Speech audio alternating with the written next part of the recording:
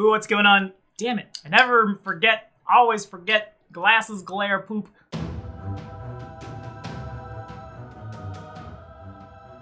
What's going on, guys? My name is Tommy. Welcome back to the channel. One more round of the Ancestry Anthology. Today, it's all about the little green, usually, I guess sometimes also orange or brown. The Leshies is what I'm driving at. What may put the halfling in contention for most powerful ancestry, or at least best ancestry to be adopted by a halfling. A race that I've theory crafted in 1E, a race that I've seen follow my druids, making Studio Ghibli noises as familiars. Now they've come to our table. If you're liking what you're seeing, like, subscribe, and ding that bell. Today, this episode of the Ancestry Anthology was brought to you in part by Dragon 9 Hide. I'll be meeting with Adam and Tiki as well to be discussing how to better craft our magic items for our next min-maxing for fun and profit. So 1E content is on its way, friends. Anyway, thanks for your support, man. Now, here we go. Okay, so back in the day, in Pathfinder 1st Edition, only the Vine Leshy was a playable ancestry. Follow this card right up here if you'd like to learn more about those cute little boys. Today, again, we're just looking at the Leshies as they appear in 2nd Edition. And much like in 1st Edition, a Leshy is born when a skilled druid or other master of primal magic conducts a ritual to create a suitable vessel, and then a spirit chooses the vessel to be their temporary home. Leshies are self-sufficient from the moment that ritual ends, and so they don't depend upon the druids for care, though it's not uncommon for them to maintain a lifetime bond with that which gave them form. To answer everyone's burning question of how can a Leshy have a Leshy familiar, that's weird. This is both an ancestry and a familiar. What's happening? Not every Leshy has a strong enough spirit to strike off on its own. The weaker spirits are only powerful enough to animate little tiny bodies, and those become the familiars. Leshies are as varied as whatever is used to create their vessel, usually appearing as a bizarre mishmash of plants or fungi. Their bodies are vaguely humanoid in shape, but retain a lot of characteristics of whatever plant or fungus from which they sprang. They're usually about 3 feet tall, and in theory, could live forever because they are spirits that have animated a natural created body for them. They are considered adults basically from jump. Oftentimes, Leshy will congregate when they want to live in a set region, but traveling Leshies are not naturally drawn to others of their own kind. To most, the concept of family is not a matter of birth, rather determined by loyalty and friendship, and I can get behind that because I feel the same. Thus, the Leshy is a dedicated ally, but they have little tolerance for the despoilers of nature because they are nature, they are literally sprung from it. As much as they are happy to accept someone who earns their trust, they expect family members to look out for them and their natural wards in return. A betrayed Leshy might not necessarily attack somebody, but they certainly might withdraw support at a critical moment or leave their betrayers to get lost in the woods. And down to the stats, these guys have 8 hit points. They are small with a speed of 25 feet. They got buffs to Con and Wiz with 1 freebie, and 1 flaw to Intelligence. They have the Leshy and Plant, as well as small trait, Low Light Vision, and Plant Nourishment, which says they gain nourishment in the same way that the plants or fungi that match your body normally do, through some combination of photosynthesis, absorbing minerals with your roots, or scavenging decaying matter. Typically, this means you don't need to pay for food. If you normally rely on photosynthesis and go without sunlight for a week, you begin to starve. You can derive nourishment from specially formulated bottles of sunlight, but these bottles cost 10 times as much as standard rations, or 40 silver pieces. As for our heritages, the Fungus Leshy, made from fungi that grow in the shade of caves and trees, gets, of course, dark vision. The Gourd Leshy has a big ol' gourd for a skull. So big, in fact, that they can store a collection of up to 1 bulk of objects within their head. The DC of checks to steal objects from inside your dome increases by 4, and additionally, if there's only 1 thing up in your brain pan, you can draw it effortlessly into your hand as part of another action to use the object. Drawing the item grants the other action the Manipulate trait. So essentially, quick draw with a dagger that falls out of the mouth of a jack-o'-lantern? Yeah, sure, why not?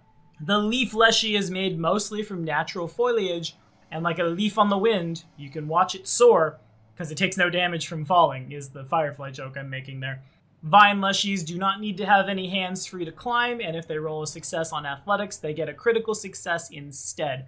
Now, one of the things I like the most about the Leshy that I want to say now is from these 4 types of Leshy, whatever plant or fungus that you like in nature, you can be. The Vine Leshy could just as easily be an amalgamation of, like, thorns, or the Leaf Leshy could be a rose bush. The Gourd Leshy is everything from a jack-o'-lantern boy to a squash and back again, to say nothing of the myriad amount of fungi in the world. Maybe it's not exactly playing a myconid, but you come close, at least on flavor. To the Ancestry feats! At first level, Grasping Reach. You can extend a tangle of vines or tendrils to support your arms, and extend your reach. This applies to all of the Leshies, despite the flavor poking a different direction. When you wield a melee weapon that requires 2 hands, doesn't have reach, and deals at least a d6, you can change between a typical 2-handed grip and an extended 2-handed grasp using an interact action.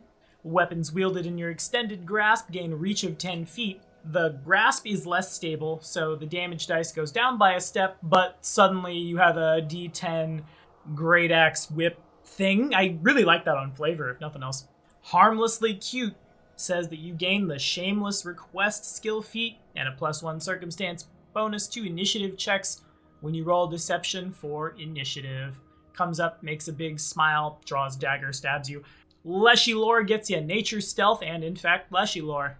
And Leshy Superstition allows you to notice the spirits that inhabit objects, learning which bring good fortune and which are unlucky. You focus on the power of a lucky object, granting you a +1 circumstance bonus to your saving throw against the trigger. Trigger being you attempt a saving throw against a spell or magical effect but have not rolled yet. For all my Bulbasaur fans out there, Seed Pod lets your body produce a nearly endless supply of hard seed pods, which give you a seed pod ranged unarmed attack that deals a d4 of bludgeoning damage. They have the Manipulate trait. On a critical hit, the seed pod bursts, issuing forth a tangle of creepy crawlies that impose a -10-foot circumstance penalty to the target speed for 1 round, but no critical specialization, but you're now a grass-type Pokemon, so that's hilarious. Shadow of the Wilds says that as long as you're not in an urban environment, you're always considered to be covering tracks, even if you choose a different activity in exploration mode. It's like a free half a woodland stride, basically. Undaunted gives you a +1 circumstance bonus to saves against emotion effects. If you roll a success, you get a crit success instead. For our 5th level ancestry is Leshy Glide. If you're a Leaf Leshy or you took Catfall, using your own leaves, you can control your descent, allowing you to glide slowly towards the ground 5 feet down and up to 25 feet forward through the air. As long as you spend at least 1 action gliding each round and have not yet reached the ground, you remain in the air at the end of your turn, and I can't help but think of the leaf thing that you got in a lot of Zelda games that you could use as a parachute. For 2 actions, Ritual Reversion at level 5 lets you temporarily revert to a less conspicuous form without diminishing your senses. You take the form of an ordinary specimen of the type of plant or fungus that most closely resembles you, reverting your body's appearance just before your spirit joined within it.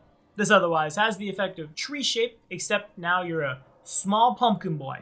Also, tree shape is really powerful, and the Leshy Barbarian loves this. No, I'm just a dandelion, don't mind me. Rage! Speak with Kindred allows you to ask questions of, receive answers from, and use diplomacy with plants or fungi that match your Leshy heritage. Generally speaking, fungus Leshies can speak to mushrooms and fungi. Gourd Leshies can speak to gourds, melons, and similar fruiting plants. Leaf Leshies can speak with deciduous trees, and Vine Leshies can speak with vines and climbing plants. The GM determines what qualifies for what, but I'll bet you my YouTube channel that this probably gets used everywhere. Okay, maybe not everywhere. If your game's taking place on the plane of fire, maybe not. No, I imagine there's like a fire fruit type thing, probably. Does this mean you have to build your Leshy into the meta? Yes. But if your GM tells you you're going into the Darklands, play a fungus Leshy, talk to all the things, the mileage on this is probably real good. At 9th level, Bark and Tendril lets you cast Bark Skin and Entangle as 2nd level Primate Innates once a day. Lucky Keepsake with Leshy Superstition as a prereq. You have a keepsake that grants you luck. Oh, is that what that does? Huh. You gain a +1 circumstance bonus to saves against spells and magic effects at all times, not just when you use your superstition. If you lose the keepsake, you lose the bonus. Yeah, maybe put it inside your gourd head. But that's not the good one. A lot of those are really fun, a lot of those are really flavorful, a lot of those are playable, and that checks all 3 of my boxes. But the big scary one here, at feat level 9, Solar Rejuvenation. If you rest outdoors for 10 minutes during the day, mind you, most of the classes are going to want to rest for at least 10 minutes between encounters to get their spell points back. You regain hit points equal to your con times half your level. You gain this benefit in addition to any healing from treat wounds.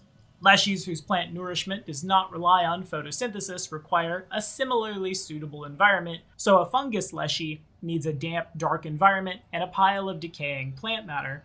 The fungus Leshy is probably the only one you need to work a little bit to make sure you can make this happen.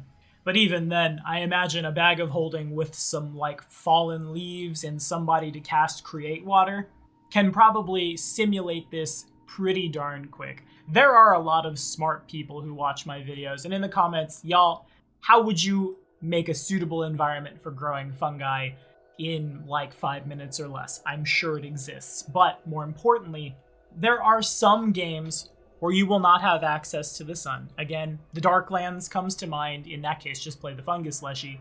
Some games where in the later levels you'll be spending a lot of time in deep, dark dungeons and stuff, but I think you will find, especially in published adventures, at least from my experience with them thus far, a lot of the encounters take place either in open environments or in some sort of scenario where open environments are easy to access. The first one that comes to my mind is Rise of the Rune Lords, when all those stone giants are attacking Sandpoint, and you're fighting stone giants outdoors in the open, to say nothing of the Storval Plateau and the myriad different ways you could deal with Jorgen Fist.